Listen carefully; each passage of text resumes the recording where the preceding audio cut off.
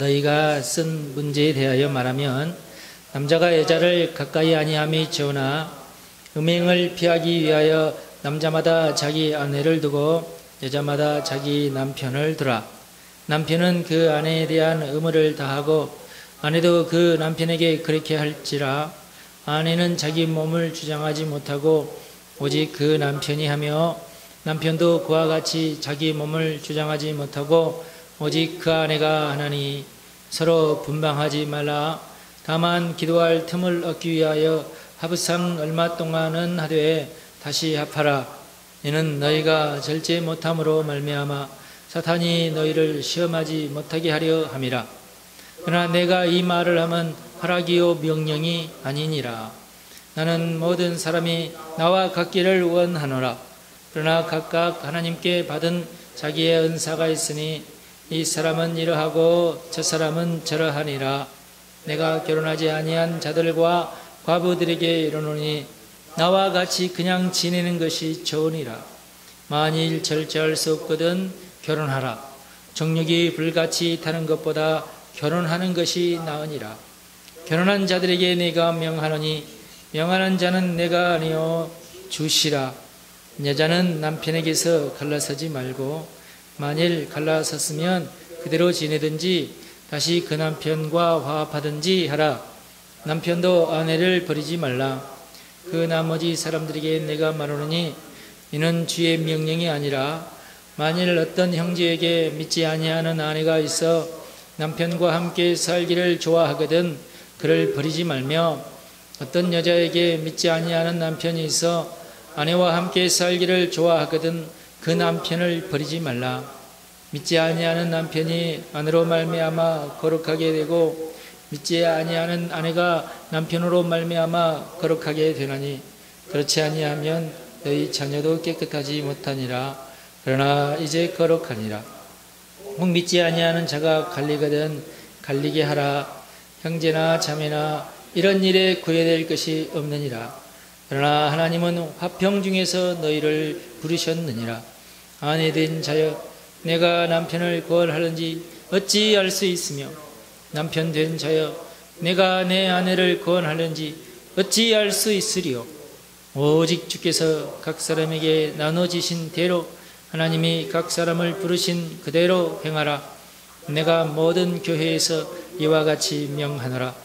할례자로서 부르심을 받은 자가 있느냐? 무할례자가 되지 말며 무할례자로 부르심을 받은 자가 있느냐? 할례를 받지 말라. 할례 받는 것도 아무것도 아니요 할례 받지 아니하는 것도 아무것도 아니로되 오직 하나님의 계명을 지킬 따름이니라.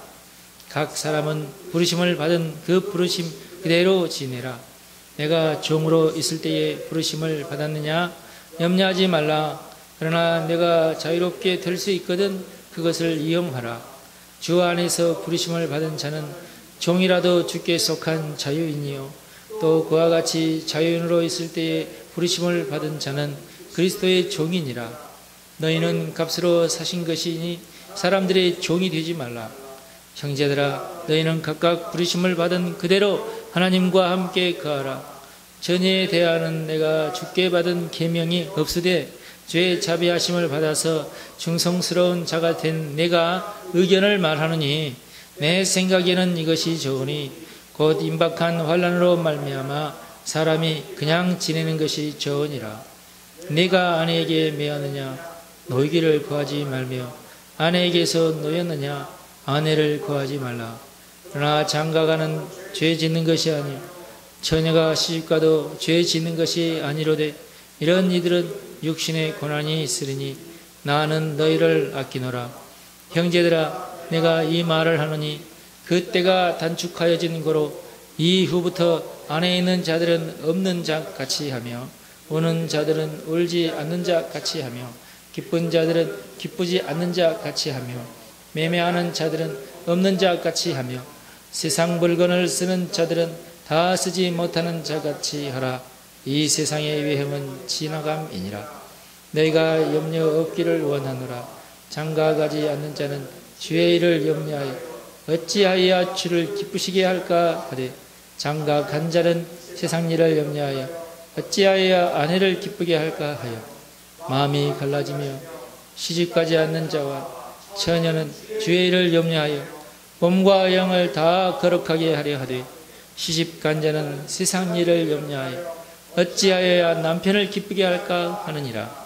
내가 이것을 말하면 너희의 유익을 위하며 너희에게 올무를 놓으려 함이 아니니 오직 너희로 하여금 이치에 합당하게 하여 흐트러짐이 없이 주를 섬기게 하려 함이라. 그러므로 만일 누가 자기의 약혼녀에 대한 행동이 합당하지 못한 줄로 생각할 때에 그 약혼녀의 홍기도 지인하고 그같이 할 필요도 원하는 대로 하라. 그것은 죄 짓는 것이 아니니 그들로 결혼하게 하라. 그러나 그가 마음을 정하고 또 부득이한 한 일로 없고 자기 뜻대로 할 권리가 있어서 그 약혼녀를 그대로 두기로 하여도 잘하는 것이니라. 그러므로 결혼하는 자도 잘나거니와 결혼하지 아니하는 자는 더 잘하는 것이니라. 아내는 그 남편이 살아있는 동안에 매여 있다가 자유로 자기 뜻대로 시집갈 것이나 주 안에서만 할 것이니라. 그러나 내 뜻에는 그냥 지내는 것이 더욱 복이 있으리로다. 나도 또한 하나님의 영을 받은 줄로 생각하노라. 아멘. 잘 되고 있습니다. 제가 재미있어 하는 성경 구절이 고린도전서 7장입니다. 재미있는 말씀들이 아주 많습니다. 상황이 대단히 상황윤리적이죠. 그래서 오늘은 군사훈련인데요. 한국교회의 딜레마. 딜레마에 빠진 한국교회. 고린도전서 7장을 잘 삶에 적용하면은 이런 딜레마에 안 빠질 것 같아요. 그래서 오늘 고린도전서 7장 말씀을 생각을 해보도록 하겠습니다.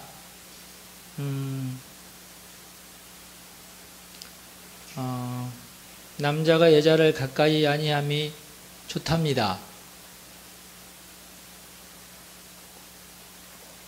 음행의 죄를 짓지 말라, 이제 그런 의미죠.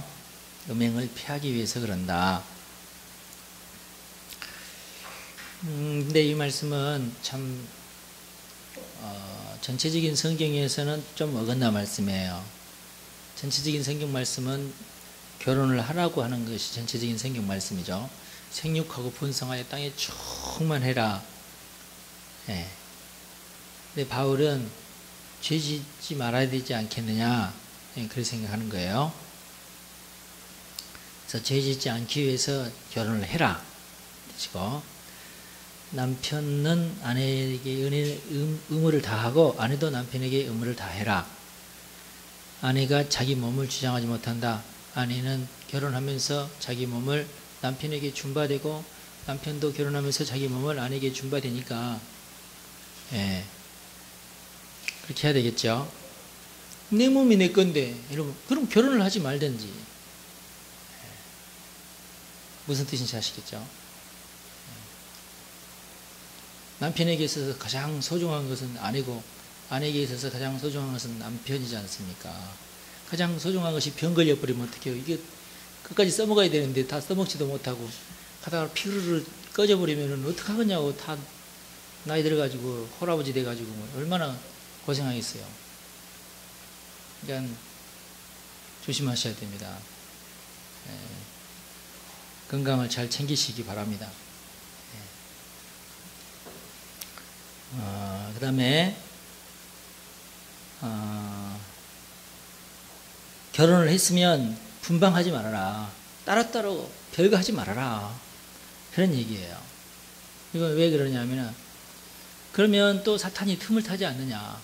사탄이 틈을 타가지고 여러 가지 죄들을 또 만들지 않느냐. 그러니까 사탄이 틈을 타지 못하도록 그렇게 해라. 기도하기 위해서는 잠깐 분방을 하더라도 곧 다시 합쳐라. 그런 얘기죠. 실제적으로 이런 일들이 있어요. 아니, 목사님, 내가 100일 기도를 작정하고 100일 동안 철야를 가는데요. 남편한테 허락을 받으세요. 당신 몸뚱이가 당신 것이 아니잖아. 무슨 말인지 알겠어요? 아니, 나는 100일 기도 그래도 안 했는데 당신이 결혼도 안 했으면 모르려니와 결혼을 했으면 남편에게 허락을 받아야지. 아니 목사님 목사님이 허락. 내가 당신 남편도 아닌데 무슨 목사님에게 허락을 받고. 하나님도 그런 것은 남편에게 맡긴 건데. 이해가 되세요? 그런 걸 가지고 교회 와서 이렇게 따지는 것 자체가 불법입니다. 예. 그런 문제로 남편 목사님 괴롭히지 마세요.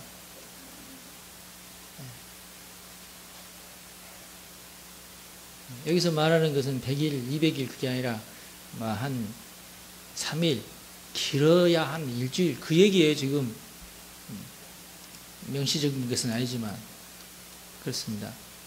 바울도 그런 표현을 죽게 받은 건 아니지만 내 생각에는 저도 죽게 받은 것은 아니지만 제 생각에 3일에서 길어야 7일입니다. 항의할 사람 하시든지 말든지 일단 과부들에게 말한다. 그냥 지낼 수 있으면 그냥 지내라.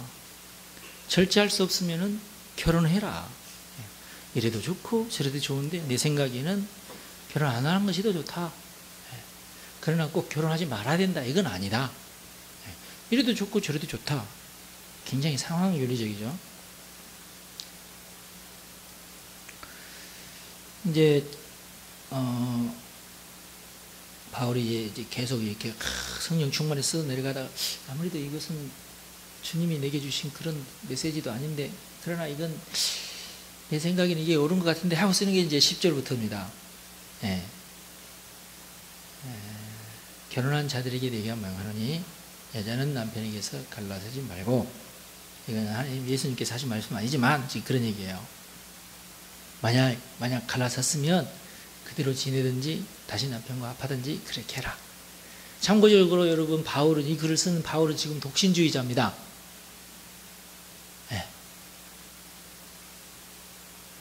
그러니까 바울은 하여튼 독신을 좋게 여겨요. 아주 긍정적으로 독신을 좋게 여겨요. 혼자 되신 분들 축복합니다. 바울 같으신 분들이니까. 그 복된 거예요. 바울 생각에는 복된 거예요, 이게. 갈라섰으면 그냥 그대로 지내든지 합할 수 있으면 그 전 남편과 다시 합하든지 이렇게 해라. 남편도 아내를 버리지 말아라. 주님의 하신 명령은 아니지만 그런 얘기예요. 만약에 믿지 않는 아내가 자꾸 나랑 같이 살고 싶어 하면 같이 살아라. 뭘 그거 가지고 혹시 아냐 너 때문에 예수를 믿게 될지 모르지 않느냐 그런 얘기예요. 꼭 예수를 믿게 될 것이다 그거 아니고 혹시 아느냐 믿게 될지 아느냐 그런 얘기예요. 그 반대도 마찬가지고. 근데 나랑 같이 살다가 믿지 않는 사람이 믿음도 없어가지고 결혼도 별로 그렇게 거룩하게 여기지 않고 갈라서겠다고 하면 갈라지라고 해라. 그런 것에 걸리적거리지만 그런 것에 구애받지 말아라. 싸우지 말아라. 그 일로 화평하게 지내라. 화평 중에 지내십시오. 이러든지 저러든지 싸우지만 마십시오. 같이 있어서 싸우느니 헤어지는 게 낫고 그런 얘기예요 지금. 그래 지금 결혼은 하나님이 정하신 바라 사람이 임으로 갈라서지 못하게 할 것. 그건 예수님께서 마태복음에 하신 말씀, 그 말씀의 뜻은 그런 의미가 아니에요. 사람이 임으로 그것을 갈라서게 하거나 그렇게 하지 말아라 그 말이에요. 예를 들어서 어떤 사람이 저 사람은 서로 갈라지게 해야 되겠다 이렇게 하지 말아라 그런 뜻이에요. 그리고 이거 신중한 것이죠. 갈랐을 때에 자녀들도 생각을 해야 되고 경제도 생각을 해야 되고 여러 가지를 다 생각을 해서 갈라서야 되겠다 이렇게 갈라서는 것이죠. 근데 여러 가지 생각해 볼 때 플러스 마이너스 생각을 해봐서 이게 이렇게 되면 나한테 손해가 나는구나 안 갈라서야 되겠다 안 갈랐을 수도 있고 그렇게 되는 거죠. 하여튼 화평하라. 싸우지 말고 잘 깨달아서 이렇게 하라 그 말이에요.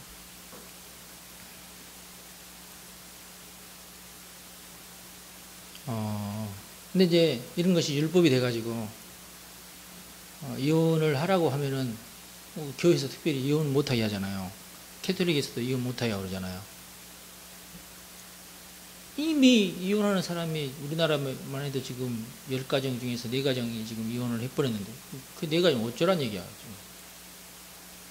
이혼을 했으면 다른 교회로 가란 얘기인가 아니면 교회 오지 말란 얘기인가. 그런 거 아니잖아요. 사정이 어떻게 됐든지 간에 이혼하게 됐으면 어쩔 수 없는 거라니까요. 그것이 그렇게 중요하지 않으니까 교회 열심히 잘 다니라 그런 뜻입니다. 예.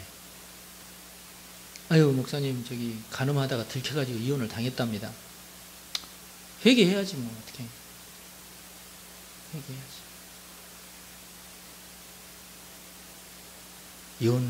이혼을 당했는데도 여전히 간음한다고 그러는데 신경 쓰지 마세요.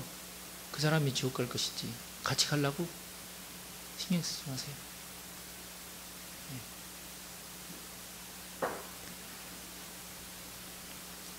다만 그것이 이제 당회에서 이제 알게 되고 사실 확인이 돼가지고 그러면은 그 사람이 장로면 당신은 장로직을 내놓아야 될 것입니다.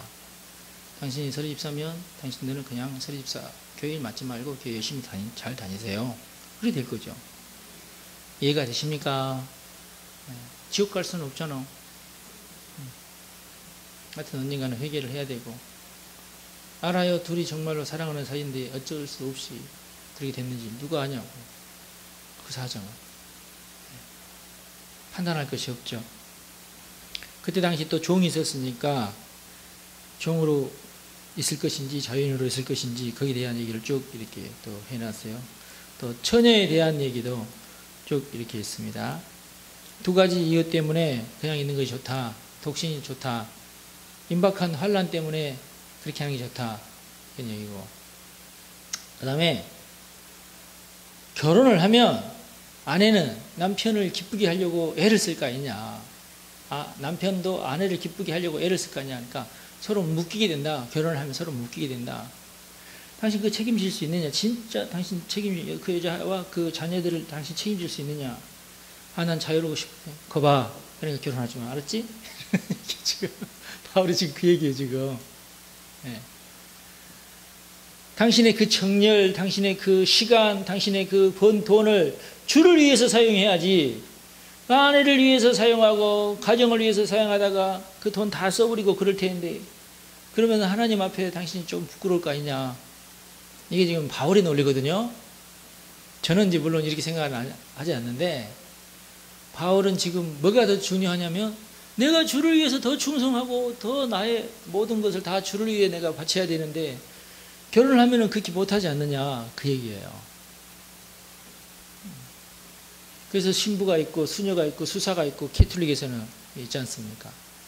그래서 우리 개신교도 이 문제를 좀 신중하게 생각을 해야 될 것 같아요. 캐톨릭은 신부들이 결혼하는 거 막지 말고 개신교에서는 목사들이 독신에 있는 거 막지 말고 어떤 교회에서는요 목사님이 예를 들어서 독신이잖아요. 조건 당신을 우리 교회에 담임 목사로 청명을 합니다. 별표 3개 단 결혼을 할 것. 지금 제 친구 가운데 그래서 억지로 결혼을 해가지고 그 교회 부임한 목사가 있어요. 조건이 그 교회 부임하는 조건이 재혼을 이렇게 사별을 했거든요. 사모님이 돌아가셨어요.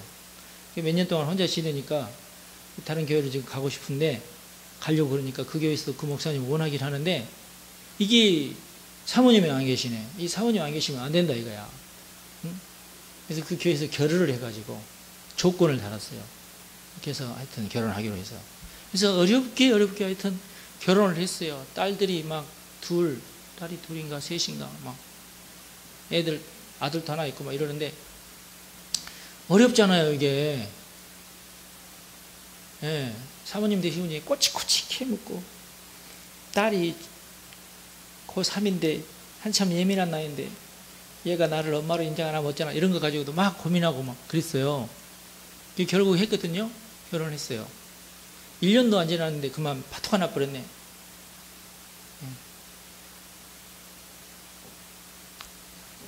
쉬운 게 아니더라고 보니까.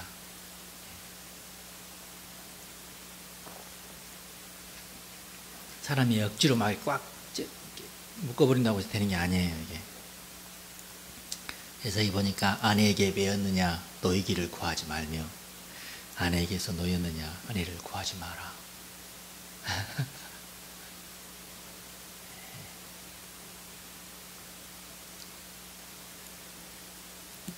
그냥 장가 가는 것도 죄 짓는 것이 아니고 안 가는 것도 죄 짓는 것이 아니다, 그런 얘기예요. 그렇지만 독신주의자 입장에서 볼 때는 가지 말아라, 그런 얘기죠.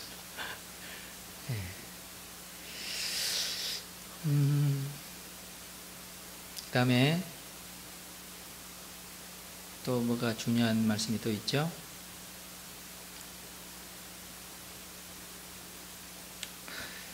그 다음에 여기 보면 30절에 보니까 우는 자들은 울지 않는 자가 자며 기쁜 자들은 기쁘지 않는 자가 자며. 도대체 이 말이 무슨 말이냐? 도대체 이 말이 우는 자들은 울지 않고 있는 자를 헤아리라, 그 말이에요. 네. 기쁜 자들은 기쁘지 않는 자들을 헤아리라, 그 말이에요. 이해를 해라. 울고 있으면서 저놈 미친놈 울지, 지금 울어야 되는데 저놈 왜 안 오냐 말이지. 응? 지금 난리가 났는데 안 오는 자들은 그게 왜 난리야? 그게 지금 울 일이야? 그거 안 울 일이지? 아니 지금 우리가 무상급식을 해야지 말이야. 지금 이거 안 하면 안 되는데 왜 지금 무상급식을 해? 몇 년 후에 해야지. 저 죽일 놈들 지금 무상급식 해야지. 아니 왜 지금 이런 얘기 지금 이렇게 그 왜 그런 걸 가지고 싸우냐고요. 우는 자들은 울지 않는 자 같이 해라. 같이 해라. 기쁜 자들은 기쁘지 않는 자 같이 해라. 서로 이해를 해줘라. 그런 얘기죠. 굉장히 고린도전서 7장에 보면은 정해진 윤리가 없어요. 이러도 되고 저러도 돼요. 여러분 이 성경 말씀을 아멘으로 받아들이시기 바랍니다. 오늘은 제가 이 얘기를 좀 할 겁니다. 한국 교회가 이 고린도전서 7장에서 많이 배워야 돼요. 진짜 많이 배워야 됩니다. 안 그러면은 딜레마에서 헤어날 수가 없어요. 한국 교회의 딜레마. 한국 교회는 하나님께 크게 감사해야 될 일이 많습니다. 바람 앞에 등불 같은 한국이었죠. 아무런 소망이 없고 아무런 힘도 없고 세계사 속에서 아주 지질이 공상인 나라가 한국이었는데 세계 열강이 한국을 먹으려고 다 한국에 와가지고 다 자기 나라 속국 삼으려고 당시 이제 열강들이 식민지 통치 한 나라라도 더 자기 나라 식민지 만들려고. 그래서 우리나라도 미국에서도 그 프랑스, 영국, 중국, 러시아, 일본, 그냥 막 군함들 막 와가지고 말이지 본호를 개방하라고 막 이럴 때에 우리는 아무것도 모르고 아무 힘도 없는 주제에 딱 뭉그러 잠그고 최신 정책 하다가 일본한테 꿀꺽 미켰어요. 총 한 방 제대로 못 쏴보고 전쟁 한번 해보지도 못하고 꿀꺽. 그보다도 몇백 년 전에 그보다 더 열악했던 시절에는 그래도 임진왜란 이런 걸 통해서 우리가 다 그 힘든 삶을 다 이겨내고 고구려 시대 때 뭐 당나라가 막 쳐들어오고 이럴 때도 다 그 모든 거 다 이겨내고 그런 나라가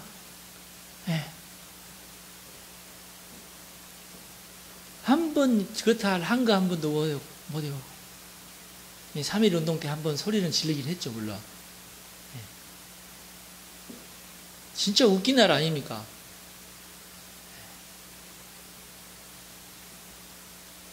근데 우리 하나님께서 이 나라를 너무 불쌍히 여기셔서 전 세계적으로 볼 때 너무나 조그만 나라인데 이 나라 불쌍히 여기셔가지고 이 땅에 막 폭탄을 쏟아붓듯이 선교사들 갖다 쏟아붓고 이 땅에 개화되기 시작을 했습니다. 아무도 예수를 안 믿는데 무당들과 백정들이 먼저 예수를 믿기 시작을 하고 그들의 삶이 변화받기 시작하고 그들이 이렇게 관리로 진출하기 시작하면서부터 이 땅의 개화가 시작된 겁니다.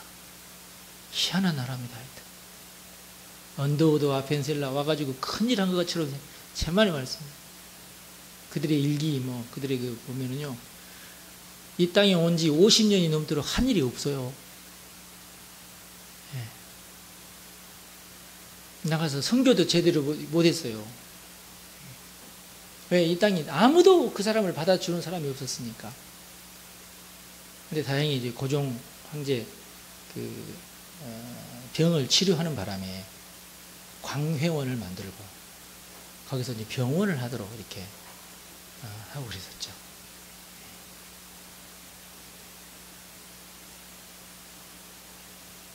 당신은 미신이 얼마나 흉흉했는지 좋지 않은 일 일어나면은 서양 귀신이 와가지고 이런 일이 일어난다 해가지고 서양 귀신 하면 선교사를 말해요. 왜 서양 귀신이냐? 눈깔이 파랗다 이거야. 이 귀신 눈깔이지 이게 사람 눈깔이냐? 머리카락이 왜 노라냐? 이 머리카락 노란 건 생전 처음 봤거든. 일본 놈들도 머리카락 까맣죠. 중국 사람들 머리카락 까맣죠. 왠데 노랑 머리가 와서 노랑 머리가 지금도 우리나라 노랑 머리 별로 안 좋은데 노랑 머리 보고 키 큰 노랑 머리 다들 달달달달 떨면서 귀신이 나를 잡아먹으려고 그런다 도망가고 눈가루를 보니까는 파란 눈가루 해가지고 말도 샬라샬라 이상하게 하고 사진기를 가지고 우리 같이 사진 찍어요. 사진 팡 뭐야 다들 내려 도망가고 난리 났다고 천둥이 막 친다고 저 귀신이 이상한 거 가지고 막 천둥 쳤다고. 이게 그때 당시에 이렇게 착각하면 팡 하고 이렇게 터진 거잖아. 다 도망가고 나중에 봤더니 자기 얼굴이 딱 내 혼을 빼가네 이놈이. 성찬식 하는데 주의 살과 피를 먹는데 쟤네들은 사람을 죽여가지고 다 해필이면 그때 아기가 하나 실종돼 버렸어요. 틀림없어 저놈들이 아기를 잡아가서 아기를 죽여가지고 그 아기 살과 피를 먹을 거야. 이게 요거 이렇게 소문이 나가지고 마귀가 얼마나 이 성교가 안 되게끔 그렇게 아주 거짓말로 아주 그냥 그 미신 가득한 이 땅을 선교사라 해가지고도요 전년 선교 못했어요. 그게 한국입니다. 자 아프리카 깜둥이들 쩌리 갈아예요. 그런 나라가 우리나라예요. 불과 100년 전에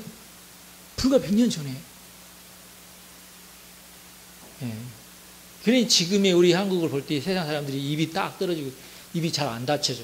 놀래 아주. 자기들이 이렇게 보고서 보고 한국이 있는데 이상한 나라가 있는데 하여튼 아프리카 사람들보다 더 미개한 이상한 나라가 있는데 하여튼 그래서 이렇게 소개가 됐었는데 그 나라가 100년 후에 이렇게 다 놀래요. 그것 때문에. 기적입니다 이게 여러분. 참 얼마나 감사한지 몰라 우리나라가 진짜.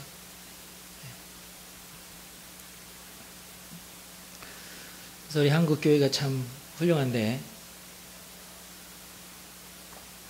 또 한국 사람도 얼마나 똑똑합니까? 또 영적으로 또 굉장히 기원한 나라 아닙니까? 참 우리나라 사람들 참 영적인 나라가 없어요 진짜. 세계에서 이단이 제일 많은 나라. 공산당도 와가지고 종교가 돼버리는 나라. 우리나라 좋은 나라. 대단한 나라. 하여튼 죽은 사람이 통치하는 나라 우리나라. 할렐루야. 지금도 북한은 김일성이가 통치하고 있다니까. 하여튼 대단한 나라, 하여튼 희한한 이상한 나라, 하여튼. 예.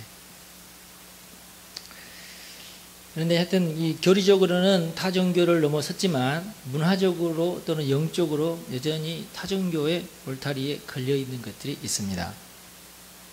첫 번째, 불교의 공로주의. 그래서 지금도 우리 한국 교회는 공로주의가 아주 팽배해요. 그래서 아주 그냥 목사님이 불철주야 목회를 해야 되고, 그러면은 신령한 목사고, 이제 권사님은 한 3일 정도는 내리 잠 안 자고 막 기도를 해야 신령한 권사님 뭐 이렇게 막 이러고. 예. 하여튼 이제 뭐 간증도 보면은 철야 기도를 했는데 뭐 복을 받았네. 뭐 하여튼 일주일 동안 기도원 가서 뭐 기도했더니 하나님께서 문제를 해결해 주셨네. 뭐 이런 내용들. 그러니까 굉장히 이 신앙생활을 하나의 어떤 공로주의로 이렇게 생각하는 거예요. 뭐 문제가 안 풀리면은 계속 24시간 찬양하고 기도하고 찬양하고 기도했더니 문제 풀어졌다. 뭐 이런 식이야, 하여튼. 어떤 경건 생활을 공로로 이렇게 불교식이에요, 하여튼. 불교에서 그러잖아요. 천배하면 문제 해결된다. 그래서 부처 앞에 가가지고 천배, 이 천배 쉬운 게 아니더라고 보니까.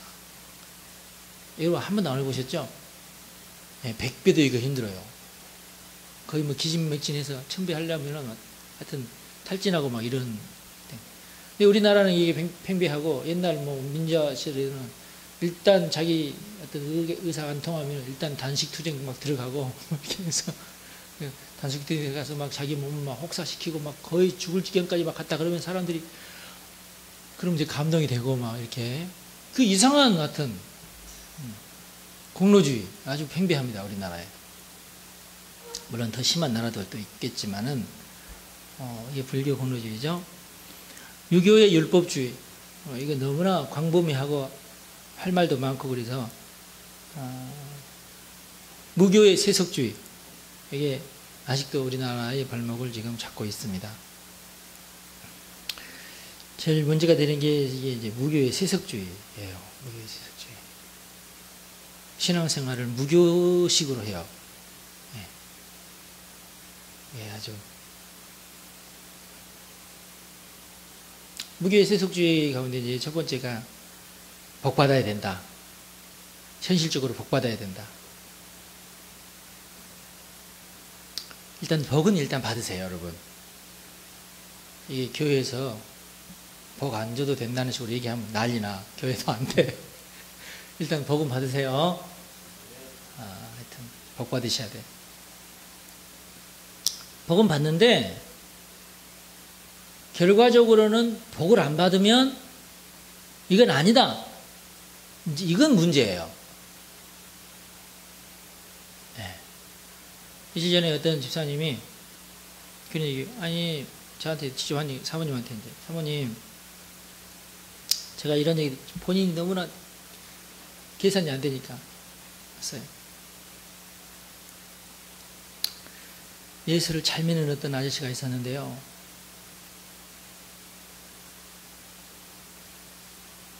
예수를 믿는 사람에게 돈을 꿔줬답니다. 너무너무 힘들고 어렵다 그러니까 좀 꿔달라고 해서 꿔줬대요. 근데 이 사람이 부도를 내고 도망가버려 돈을 안 갚아버리네?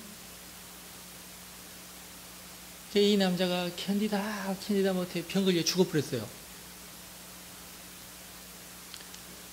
그 아내가 교회 다니다가 이제 교회 안 다녀, 이제. 하나님 없다 이거야. 응? 어쩌면 우리 남편처럼 이렇게 열심히 교회를 다니는데 이럴 수가 있느냐? 응? 하나님 없다 이거야. 있으면 나쁜 놈이다 이거야. 어쩜 이럴 수 있느냐? 그리고 세상을 비관하고 그 돈 띄어먹고 도망간 놈 비관하면서 맨날 술 먹으면서 신세한탄하고 이거 죽일라! 술 먹지 않으면 내가 진정 오늘 또 잠을 못 자. 술 먹고 막 퍼질러 차고. 대학생 딸이 하나 있어요. 믿음이 너무너무 좋습니다. 날마다 성경 읽고 날마다 전도하고 이제 편의점에서 아르바이트 하면서 이제 자기 이제 학비도 벌고. 그래서 엄마가 딸을 괴롭혀요. 이년아! 교육하지 마라. 응? 하나님이 계시면은 우리 집안이 이러겠느냐? 응? 네 등록금 그놈이 다 가져가 버렸는데 네가 이렇게 알바를 하면서 고생 안 해야 되는데 네가 이렇게 지금 고생하고 있는데 너 웃지 마. 뭐가 좋다고 웃고 난리냐? 찬송하지 마. 뭐가 좋다고 찬송하냐? 아, 그래도 이 아가씨가 항상 기뻐하고 항상 감사하고, 예. 하루는 횡단보도를 건너는데 꼬마가 차속으로 이렇게 뛰어드는 것을 발견하고 이 아가씨가 달려들어서 그 꼬마를 살리고 자기는 차에 치여 죽어버렸네?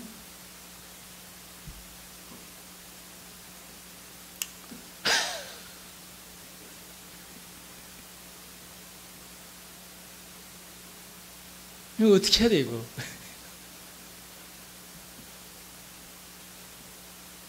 여기에서 답이 없는 사람은 세속주의입니다.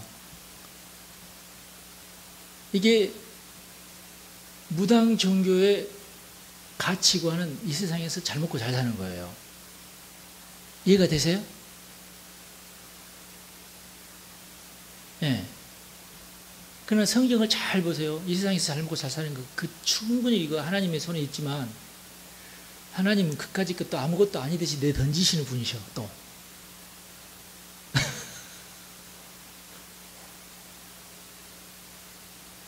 근데 굉장히 놀랍게도 많은 사람이 이 세상에서 잘 먹고 잘 살지 못하는 것 때문에 기죽어 살아요. 많은 예수 믿는 사람이 아직도 이 잘 먹고 잘 사는 것에 꽂혀 있어요. 이게 생각이. 거기서 못 벗어납니다. 그게 기복주의예요. 그게.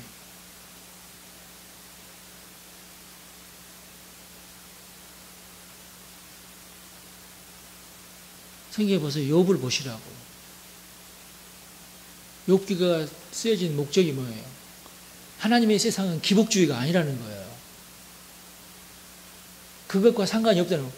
복을 주시는 분이 분명히 하나님이시긴 하지만 하나님은 그것보다 더 중요한 것을 생각하시는 분이라 그 말이에요. 그걸 이해를 못하면은 무당의 기복주의가 똑같아요. 그런데 우리 한국교회가 아직도 그걸 턱걸이 하듯이 그걸 못 넘어가, 이걸. 말로는 하나님의 나라 그러는데 이 현실은 이게 아닌 거야. 예, 목군형인 포도청이래. 하여튼 목군형 포도청 아니거든요. 그거 무교에서 하는 얘기야. 절대 목군형이 포도청 아닙니다. 먹고 살기 위해서 별짓을 하는 그거 아니에요. 기독교는 그거 아니에요. 여러분 하여튼 복은 받으시기 바랍니다. 그러나 그게 절대적인 가치 기준은 아니야.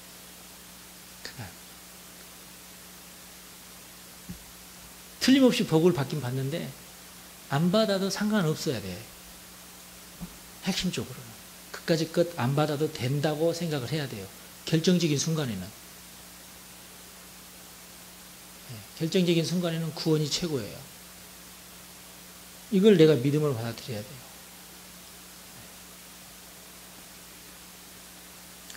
우리 예수님은 믿고 돈을 꿔줬는데 받지 못하는 그 아버지 때문에 마음이 아파.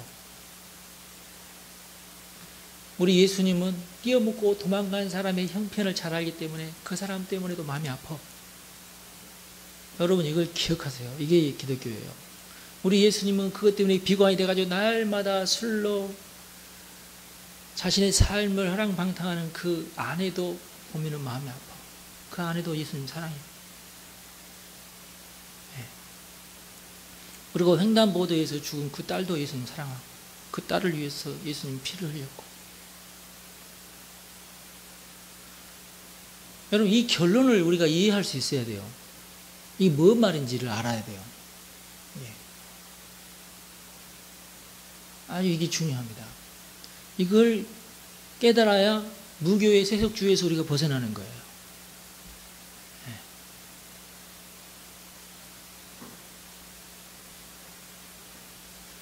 그런데 이제 이런 어떤 것들에게서 이제 벗어나지 못하면 여전히 우리는 무늬만 기독교인인 그런 사람이 됩니다. 답은 오로지 성령 운동이에요. 그래서 성령 충만하셔야 됩니다. 숙제는 성령 충만입니다. 성령으로 충만하시기 바랍니다. 교회 윤리와 실생활에서 오는 상황윤리적 경우가 있는데요. 현재 윤리적 문제가 있으시니까 새로운 방법을 연구하십시오. 십계명 외에도 한국 교회는 수많은 윤리들로 가득합니다.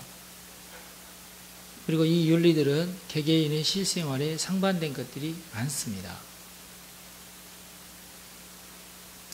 지금 그래도 많이 없어졌는데 옛날 70년대 막 이때만 해도 우리 한국 교회도 지금보다도 굉장히 율법적인 것들이 아주 심각하게 많았어요.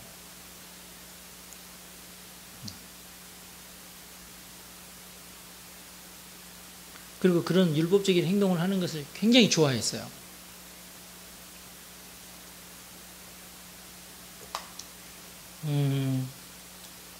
율법적인 쓸데없는 짓거리를 제일 많이 하는 게 무당종교. 무당종교는 정월 초하룻 날 첫 번째 시간부터 석 달 금은 마지막 날 하셔야 할까지 뭔 해야 할 일이 그렇게 많은지 몰라. 다가닥 다 해내. 옛날 사람들. 그거 아니라고 정신이 없어. 그냥. 그 짓을 왜 하는지 하여튼 계속 그 짓을 계속 1년 내내 반복을 해. 내년에 또 하고 그 다음에 또 하고 그 다음에 또 해. 안 하면 안 되는 줄 알고 안 하면 복이 안 된다나 어쩐다나. 그러니까 복과는 전혀 상관도 없고 해봤자 시간만 들고 돈만 들어가는 짓거리를 1년 내내 하면서 또 복은 받겠다고. 그러니까 굉장히 말도 안 되는 삶을 살아요. 우리나라 사람들 보면은. 떡 하나 만드는 것까지도 떡에다가 무슨 색깔을 뭐 어떻게 지으니 이런 것까지도 다 복하고 연관이 돼 있어. 그래서 보면 옛날에 보면 젓가락에도 복자가 들어가 있고 숟가락에도 복자가 들어가 있고, 예. 여기 옛날 요즘에는 그런 게 없어. 참 다행인데 옛날 밥그릇 위에 보면 복, 밥그릇 옆에도 복, 여기도 복, 여기도 복. 비계도 복, 이불도 복, 요도 복. 하여튼 복 받아야 된대. 네. 옛날에 우리 집에 이제 둥그런 상이 있어서 이제 밥 먹을 때마다 상 갖다 펴라 그러면 우리는 상을 가족을 둘둘둘 굴려오전 엄마가 난리나. 상을 굴려오다니 복 떨어지게. 응? 밤중에 손톱 깎으면 복 달아난대. 손톱 달아난 만큼 복 달아난대. 문지방 밟지 말래 복 달아난대. 별로 무짓거리 못하게 하고 다 복하고 연결해가지고 못하게 하는 거야. 지금은 많이 진짜 엄청나게 좋아졌어요. 그런 거 다 사라졌잖아. 미신이라고. 그런데도 여전히 이 가슴속 깊은 곳에 남아있는 게 있어요. 기복주의가 여전히. 성령 충만하십시오. 그리고 이제 이런 윤리들이 개개인의 실생활 상반돼.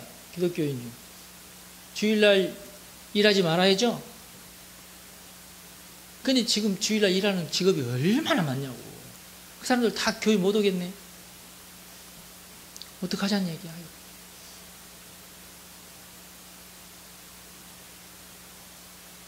술 담배 못하게 하고 막 이러니까. 교회에서는 막 향수 뿌리고 막 담배 냄새 안 나지? 장로님이.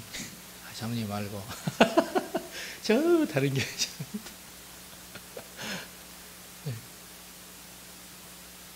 평일날에는 가서 막 술 먹고 말이지. 주일날에는 안 그런 척하고 이런 이중생활을 해요.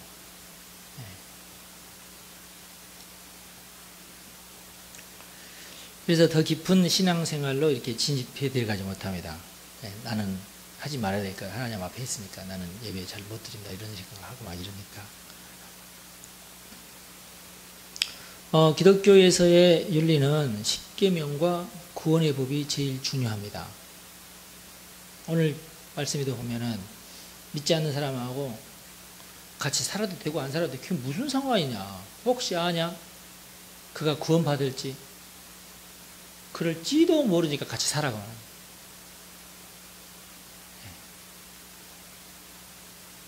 근데 뭐 또 뭐 한국교회에서는 뭐 강조하죠. 믿지 않는 자와 멍에를 같이 매지 말아야 되는데 그 죄를 짓는 거 있냐 막 이렇게 하니까 아니 그러면은 그 사람이 어떻게 예수를 믿을 수가 있겠어요.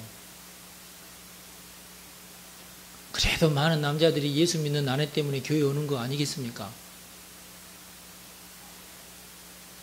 근데 이 젊은 사람들한테 전부 예수 믿는 사람하고만 사귀라고 연애도 같이 이렇게 하는 이 예수 믿는 처녀들이 사귈 남자가 없어. 사귈 남자가. 예를 들면은 10명 아가씨가 예수를 믿으면은 2~3명 남자가 예수를 믿거든요. 그 나머지 7은 어쩌란 얘기야. 시집가지 말란 얘기야. 어떻게 해, 이걸.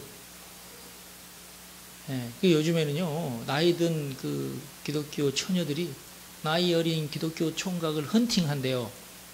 저놈이 철들기 전에 누가 낚아가기 전에 내가 잡아먹어야 되겠다. 이런 식으로. 어떻게 할 수 없잖아, 이게. 어떻게 하겠어, 이걸.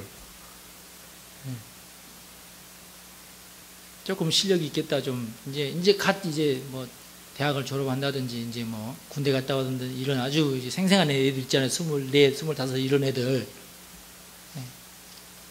뭐, 30 먹은 노처녀가 찜하고 있다가 막 달려드는 거야, 막. 그래서 어떤 권사님 며칠 전에 전화 와서요. 아유, 목사님, 우리 아들이 지금 24인데, 대학교 3학년에다가 이제 군대 갔다 왔거든요. 아주 사람이 참 잘생겼어요.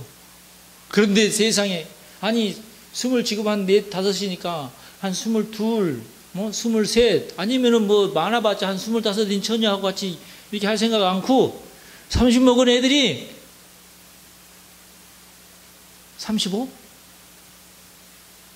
막 이렇게 막 달라던데요. 아니, 권사님 입장에서 좀 기가 막힐 일이야, 이거.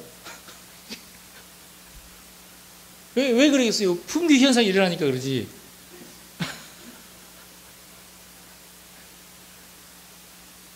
왜 이렇습니까? 교회에서 엉뚱한 걸 가르치니까 그래요. 엉뚱한 윤리를 가르치고, 엉뚱한 가치관을 주니까.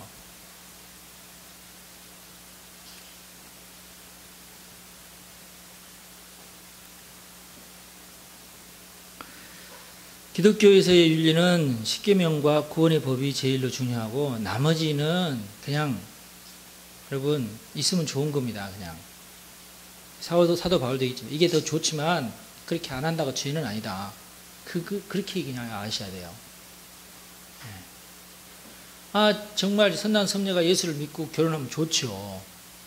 그게 제일 좋은 것인데 어떻게 제일 좋은 것만 택할 수 있냐고 세상 삶이. 그럴 수 없지 않겠느냐. 그리고 제발 우리 예수 믿는 사람들은 법은 사법기관에 맡깁시다. 제발. 이번에도 뭐 어떻게 무상급식 문제로 또는 이제 교육감 문제 가지고 막 시끌시끌 말도 많고 막 이러는데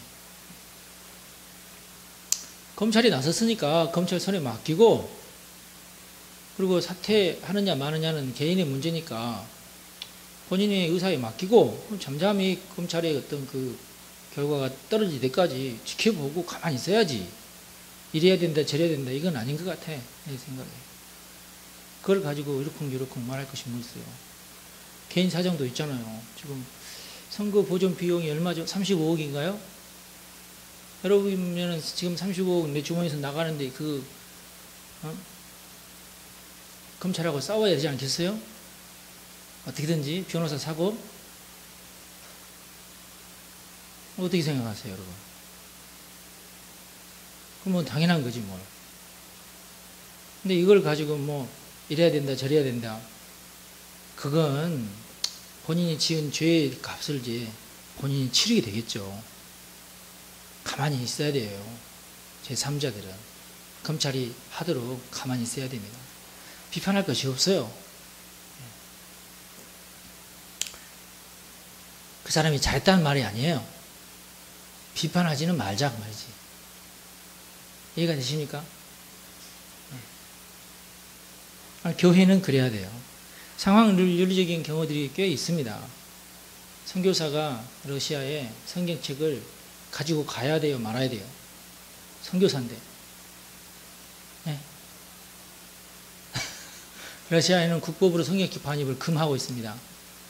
선교사인데 그러면 성경책을 가지고 가야 되는데 가져가야 돼요, 말아야 돼요? 답이 없어요, 여러분. 상황윤리 주장하는 사람들이 봐라, 이 사람이 가져가야 되냐 말아야 되냐, 상황에 따라 틀리다, 국법을 어겨도 된다, 이렇게 얘기해요. 하나님도 그렇게 얘기할까요? 아니요, 그렇지 않아요. 하나님은 러시아 국법 안 지키시는 분이십니다. 그렇죠? 그러니까 하나님의 손에 맡기는 거예요, 그냥. 근데 여자 선교사가 실제로 성경책을 짊어지고 주여 도와주십시오, 도와주십시오. 이거 가지고 가고 싶은데 어떡합니까? 이거 가다가 이게 들키면 뺏기는 거예요. 그러니까 이 사람은 일단 그 세관을 통과를 하는데 들키면 고가의 성경책 뺏기는 거고 안 들키면은 아싸 하고 지나가는 거고. 이해가 되십니까? 네. 법이라는 게 이렇습니다. 들키면 손해예요. 각 교육감도 이게 들켰으니까 35억 만약에 이렇게 이건 아니다 하고 판결하면은 35억 내놔야 돼. 손해가 나는 거예요, 그냥. 법이라는 게 이렇게 참 뼈저리게 참 가슴 아픈 일입니다, 여러분. 네. 기도하고 그런데 그만 앞에 있는 어떤 사람이 시간이 길어졌어요.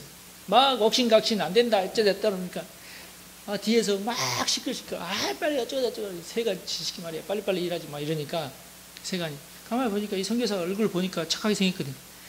빨리빨리 지나가셔. 빨리 지나가시고 아싸 성경책 가지고 그러지 말아야 됩니까?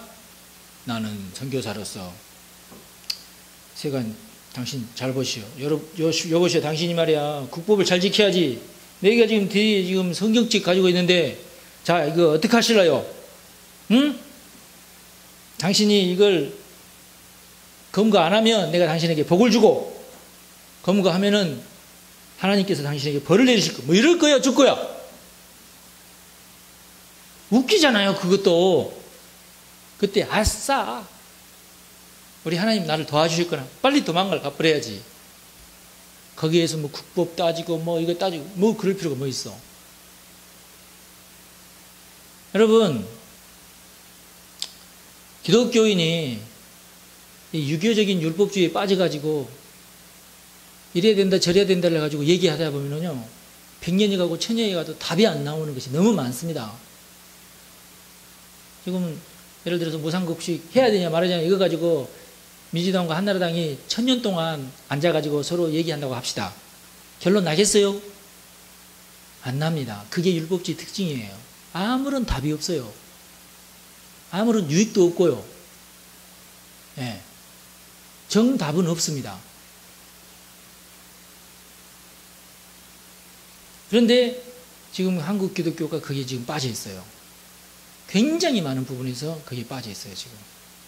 유교적인 것입니다, 이거. 옛날 사색당파 할 때에 상감 앞에서 그 늙은이들이 모여 앉아가지고 이러쿵저러쿵 하면서 서로 자기의 명리나 실리 뭐 이런 거 가지고 서로 싸우는 그런 거랑 똑같아요, 지금.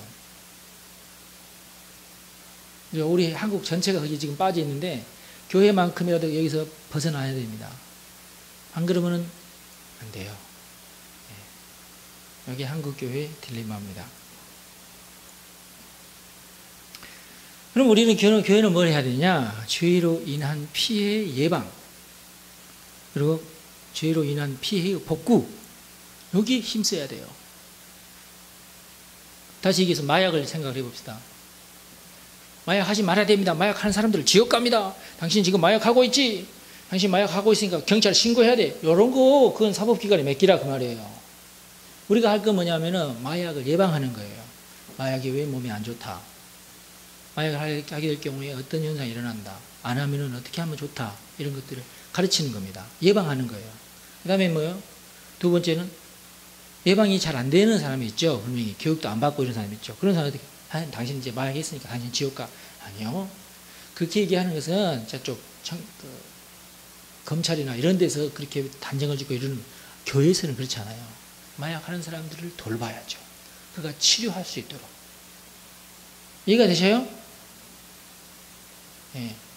동성애자들 또는 또 뭐지?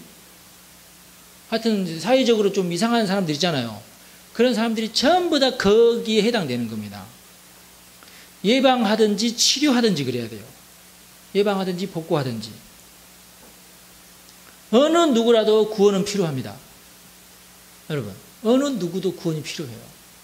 술집 다니는 아가씨도 구원 받아야 됩니다. 저는 형평상 술집에 안 나갈 수가 없는데요. 나가도 교회는 나오세요. 그래야지. 아니, 어떻게 술집 다니는 아가씨를 교회 다니게 합니까? 어떡하자는 얘기야. 그러면 그 아가씨는 그러면은 지옥 가야만 합니까? 어떻게 생각하세요? 여러분. 이번 주에 당장 교회 술집 다니는 아가씨가 왔어. 어떻게 할 거예요, 여러분? 뒤에서 수건수건 술집 다닌대. 그러실 거야? 그냥 가서, 나도 그럼 술 한잔 하러 가겠습니다. 그럴 거야? 그냥 한 사람의 사람으로, 한 사람의 교인으로 대우하는 거예요. 세례까지는 줄 수 있어도, 여러분, 세례까지는 줄 수 있어도 집사가 못 될 뿐입니다, 여러분. 이해가 되셔요? 구원받는 데까지는 우리가 허용을 해줘야 돼. 그가 죽는 순간 정말로 자기의 삶을 회개하고, 정말 내 형편상 우리 병든 아버지 때문에 내가 술집 안 갈 수가 없고, 내가 배운 것도 없고 머리 든 것도 없고 다른 건 다 할 것은 없는데 술 파는 것은 내가 잘하는데 내가 할 것이 그거밖에 없어서 내가 그거밖에 어떡할 거냐고 그렇게 얘기하는데, 안 그래도 되잖아. 얼마든지. 그죠? 예. 얼마든지 다른 일 얼마든지 많이 할 수 있어요. 근데 그 아가씨는 그렇게 생각을 했어요. 그걸 어떻게 그 뇌 속에 들어가서 그 생각을 막 뜯어고치는 수술을 해줘요? 계도는 할 수 있어요. 그러나 그를 비난할 수도 없는 것이고, 그를 강제할 수도 없는 것이고, 다만 교회에서 할 수 있는 거라면 교회는 다니게 하되 서리 집사를 안 준다든지 그러면 돼요. 비난하지 말고. 동성연애자가 왔어요. 비난하지 마세요. 같이 연애하자고 하지도 말고, 다만 인간 취급해주고, 막수도, 나 저 사람 악선을 이러지도 말고, 따뜻하게 사람 취급을 해주되 구원받기까지만 도와줘야 돼. 구원받기까지. 그리고 그가 회개하고 정말로 내가 이 삶을 버리겠다고 하면 도와주는 거죠. 다른 거 없어요. 교회 사는 일은. 아멘. 그 다음에 큰 교회와 작은 교회 문제가 우리 한국교회 딜레마입니다. 큰 교회가 더 커지는 것과 작은 교회들이 더 많이 생기는 것이 지금 현상인데요.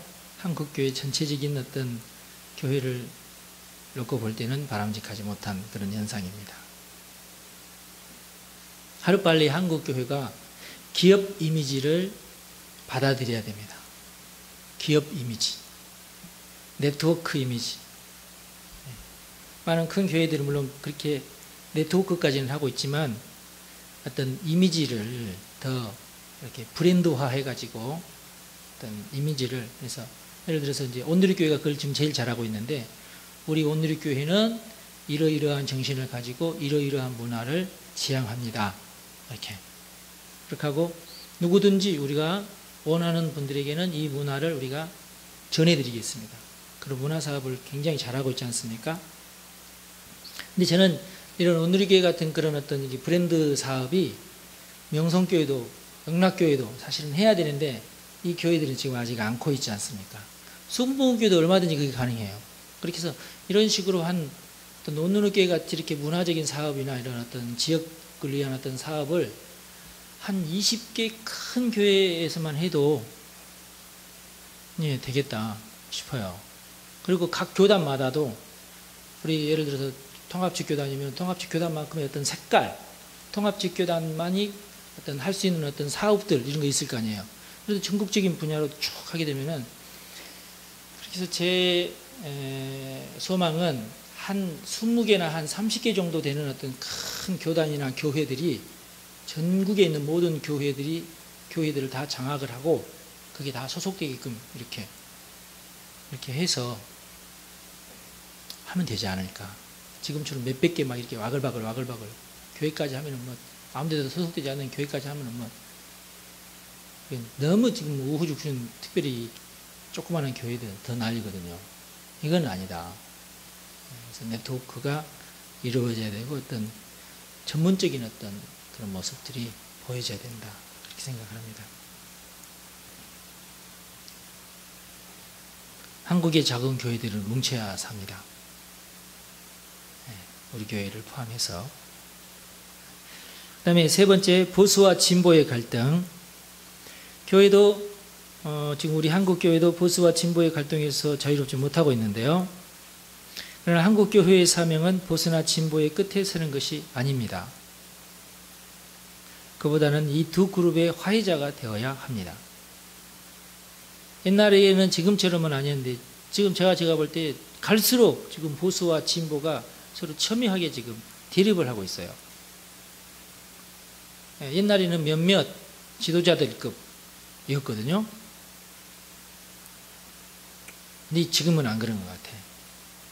너도나도 보수는 보수대로 막 목소리를 막 높이고 있고 진보는 진보대로 막 목소리를 막 높이고 있어요. 몇 년 전만 해도 그렇지 않았는데 몇 년 전에는 예를 들어서 정권을 잡은 사람, 어떤 수장이 된 사람에 의해서 어떤 착착착 일이 진행됐는데 특별히 이번에 이게 오세훈 시장 문제로 인해서 더 그런 것 같아요.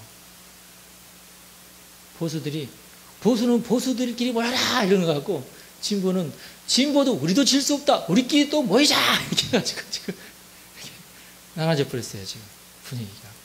옛날에는 정치인들만 그랬는데 요즘에는 막 단체들, 보수 단체들이 막 이렇게 전면에 나서가지고 지금. 그래서 지금 곽교육감 문제도 사퇴를 해야 된다, 말아야 된다, 해야 된다, 말아야 된다.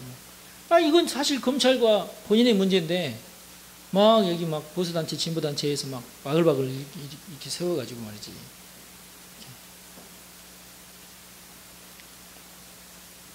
근데 지금 교회도 목사님에 의해서 보수 편향적 교회가 있고 진보 편향적 교회가 있어요. 저는 절대 양쪽 옆에 절대 안 갑니다. 저는 보수도 아니고 저는 진보도 아니에요. 저는 회색 분자도 아닙니다.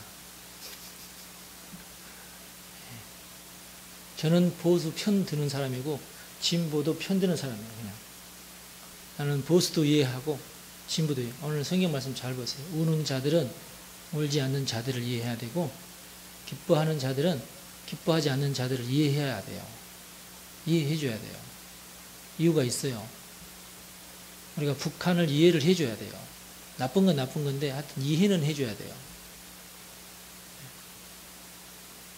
막 대립해서는 안 됩니다. 우리가 이해를 해줘야지. 지금 특별히 이제 보수 쪽에 서 있는 목사님들이 제가 볼 때는 진보 쪽에 서 있는 목사님보다 더 위험해요. 제가 볼 때 극보수 쪽에 서 있는 목사님들이 있고 극진보에 서 있는 목사님들이 있는데 극진보에 서 있는 목사님들은 사회적인 분위기상 자기가 극진보라고 말을 못해요. 왜냐하면 바로 간첩으로 몰려가지고 그렇게 되기 때문에 아무것도 못하는 그런 상황인데 이상하게 극보수 쪽에 속해 있는 사람들은 사실은 같이 위험은 더 이 사람이 위험하듯이 이 사람도 위험한데도 불구하고 이 사람은 보호가 돼버려요. 극진보에 속하신 분들은 보호가 안 되고 극보수에 속하신 분들은 보호가 돼버립니다. 이게 문제예요. 지금 우리 한국교회. 제가 볼 때는 둘 다 위험합니다. 근데 여기 그 극보수에 속하신 분들은 자기가 극보수에 속한 것을 자랑스럽게 생각해요. 상당히 내가 볼 때는 멍청한 사람들입니다. 아니에요. 교회를 망가뜨리는 사람들이에요. 극보수에 서 있는 사람들은 교회를 망가뜨리는 사람들이고 극진보에 속한 사람들은 진짜 김일성을 찬양하는 자들이고 그래요. 굉장히 위험한데 이 사람들은 우리나라에서는 사실 이게 발설을 잘 못하는 그런 속으로만 자기가 생각하고 있기 때문에 위험하진 않아요. 근데 이 사람들은 진짜 위험해요. 왜? 이 사회가 이 사람들을 보호를 해버리기 때문에 위험해요. 더 계속 그 말을 해버리잖아요. 그러니까 이쪽에 극보수에 속하지 않는 많은 예수 믿지 않는 사람들은 교회를 보수적으로만 생각을 해요. 아니에요. 절대로. 그렇지 않아요. 굉장히 소수예요. 극보수에 속하신 목사님들은 굉장히 소수예요. 그런데 이들이 마치 기독교를 대변하는 것처럼 그렇게 돼버렸어요. 그래서 위험합니다. 오히려 더. 굉장히 지금 전도에 아주 암적인 존재들이 돼버렸어요. 제가 볼 때 경향교회에 모 목사님이 계세요.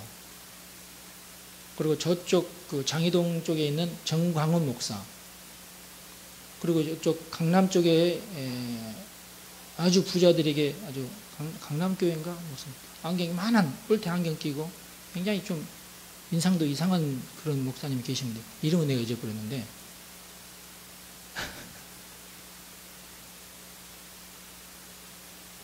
이 세 분은 제가 뉴스를 통해서 들었어요. 극보수에 속하신 분들이고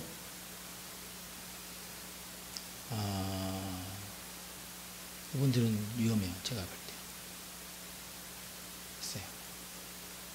교회는 이렇게 막 자신들이 막 이렇게 진보나 막 보수 막 끝에 막 서가지고 막 그것을 주장하는 사람이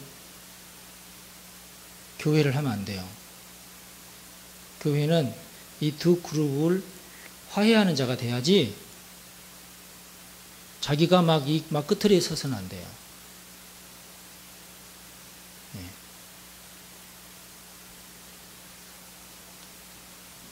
교회만큼은 이쪽에 있는 사람들이나 이쪽에 있는 사람들이 와가지고 교회 와서 그럼 우리가 얘기하자. 그렇게 돼야 돼요.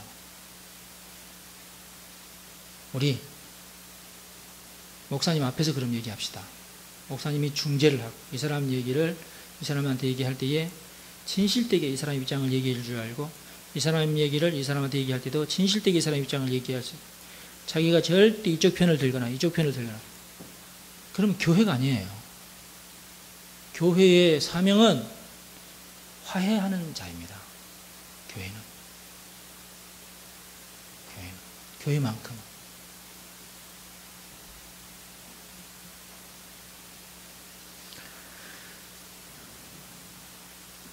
만약에 한국 교회에 십계명 외에 윤리가 만약에 있어야 된다면 그것은 자기 윤리적 가치 기준으로 다른 사람을 비판하지 않는 겁니다. 한국 교회가 굉장히 비판적이 돼버렸어요. 예수님이 굉장히 싫어하는 겁니다. 절대로 비판만은 하지 말아야 돼요. 어느 쪽을 향해서도 비판하지 말아야 돼요. 그래서 제가 이제 목사님들의 이름을 거론하는 것은 그 목사님들이 혹시라도 제 설교를 들을 일이 없겠지만 듣기를 바라고 제가 이 말씀을 드리는 거예요. 이 세 분 목사님은 제발 그러지 말아야 돼요. 내가 전화해도 전화도 안 받을 사람들인데 이분들은 정말 난 그러지 않기를 바랍니다. 이분들의 충정은 내가 이해를 해요. 이분들의 그 나라를 향한 그 사랑하는 나라를 아끼고 막 한국교회를 아끼는 마음 제가 충분히 이해는 합니다. 왜? 나는 그분들 설교를 잘 듣거든요. 그러나 저도 정말 충직스럽게 얘기하는데 그러지 말으셔야 돼. 화해자가 되셔야지 이 벼랑 끝에 이렇게 서 있으면서 이쪽을 막 비판하는 자들이 돼서는 안 돼요. 제가 비판하는 것은 이들이 비판하기 때문에 이 극보수의 선자들이 이쪽을 엄청나게 비판을 해요. 목사면서도. 그건 아니다. 목사는 화해하는 자가 돼야 된다.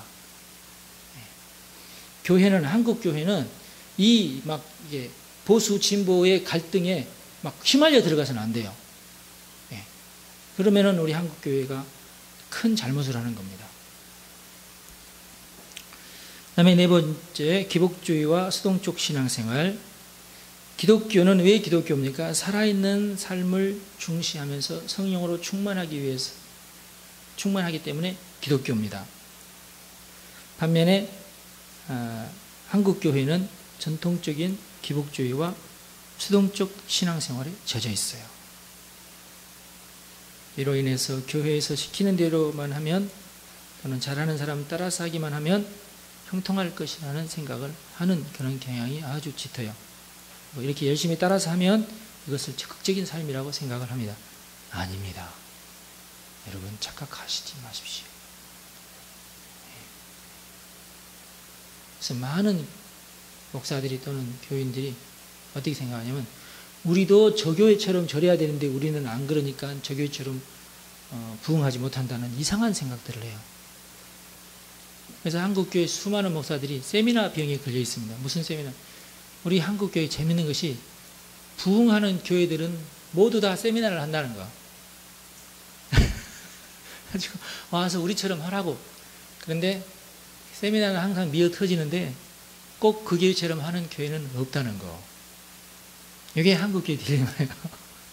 열심히 따라서 하려고는 하는데 안 된다는 거. 안 됩니다, 여러분. 각 교회마다 색깔이 있고 사명이 다 달라요. 그래서 그 성령의 감동대로 내가 막 살아서 움직이는 게 최고입니다. 여러분들 정말로 행복한, 정말로 복받는, 정말로 드라마틱한 그런 신앙생활 하고 싶습니까? 성령 충만밖에 없어요.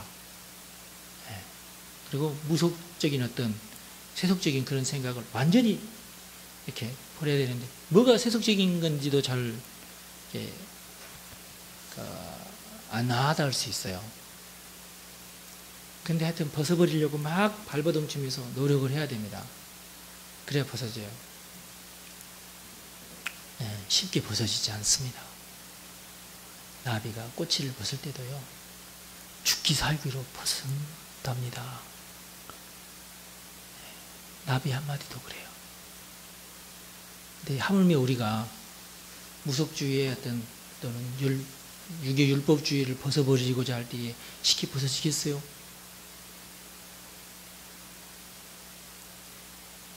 제가 상당히 이제 엉뚱한 것을 지금 하려고 하는 목사라서 내 자신이 참 짠한데, 사실은 3대가 가야 돼요. 3대가. 껍질이 벗어지려면 3대가 흘러야 겨우 그 3번째 때에서 복을 받아요. 가만히 있으면. 근데 제가 지금 하려고 하는 것은 뭐냐면 3대까지 갈 것 없이 내가 복받자는 것이거든요. 네, 그것 때문에 막 훈련을 하고 막 이러는 거예요. 그러니까 사실 쉽지 않은 것인데 막 하려는 거거든요, 지금. 세월이 변했으니까 가능할 거라는 거예요. 지금이 아브라함 시대는 아니지 않습니까? 그래서 솔직히 여러분에게 부탁을 제가 드릴게요. 그냥 그럭저럭 살고 손자들이나 복 받을래요? 여러분들이 복 받을래요? 그냥 그럭저럭 지내면 여러분 손자들 진짜 복 받아요. 진짜입니다. 복 받습니다. 그러나 저는 여러분들이 복 받기를 원합니다. 그냥 그러려면은 가만히 있지 말고 피 터져라 해야 돼요. 가만히 있으면 안 돼요. 이 세속적인 거 벗으셔야 되고 율법적인 거 벗으셔야 돼. 어쩔 수가 없어요, 이건. 언제까지 이렇게 껍질 메고 다니면 안 됩니다. 결단하십시다, 이 시간에. 하나님, 내가 그렇게 하겠습니다. 하나님, 내가 바로 그렇게 하겠습니다. 내가 딜레마에서 벗어나기를 원합니다. 하나님, 내가 딜레마에서 벗어나기를 원합니다. 내가 벗어나게 해주십시오. 내가 벗어나게 해주십시오. 내가 벗어나게 해주십시오. 오리시라키 하나나마나 까라리 다라레시라키 하나나시라키 한시라베키 하나나마나 까라리야. 성령님 임하소서. 더우소서. 채우십시오. 오리시라키 하나나라바라카 오리시라키 하나나시라키 하시라키 하나나마나 카시라베키 하나. 성령님 임하소서. 성령님 더우소서. 성령님 채우십시오. 하나님의 것으로 채워 주십시오. 오리아리아라라 나나나나나마나 카카샤라카야라로 샤라베이라 샤라바나나 샤라바라카라리아 다디아르 너는 노라바리케나나나 샤라케나나 샤라바이케나나나 샤라바이케나라바라바라카라리. 성령님 도우소서. 도우소서. 채우소서. 오소서. 도우소서. 채우소서. 오리샤라케야라바 카카샤라바이케나나나 노라바라카라리. 성령님 오소서. 도우시옵소서. 채우시옵소서. 오시옵소서. 도우시옵소서. 채우시옵소서. 하나님 역사하소서. 하나님 기름 부으소서. 하나님 기름 부으소서. 어디게 나나마카 나가샤라바라리 어디 샤라키 나나 나라바라카라리아 오늘이 여러던 도로바라키나나나 샤다라바라카라리아. 성령님 환영합니다. 성령님 환영합니다. 성령님 오시옵소서. 성령님 채워주시옵소서. 채워주시옵소서. 하나님, 우리 한국교회가 딜레마에서 벗어나기를 원합니다. 또 우리 교인들이 딜레마에서 벗어나기를 원합니다. 간절히 원합니다. 정말로 우리가 여기서 벗어나기를 원합니다. 하나님 우리를 도와주십시오. 3대가 지난 다음에 우리가 형통하고 복받을 것이 아니라 지금 당장 우리가 형통하고 복받기를 원합니다. 주님, 우리를 도와주십시오. 성령님, 우리가 바로 그 주인공이 되기를 원합니다. 우리를 통하여 일하여 주시옵소서. 감사합니다. 주여 영광을 받으시옵소서. 우리 주 예수님의 이름으로 기도하옵나이다.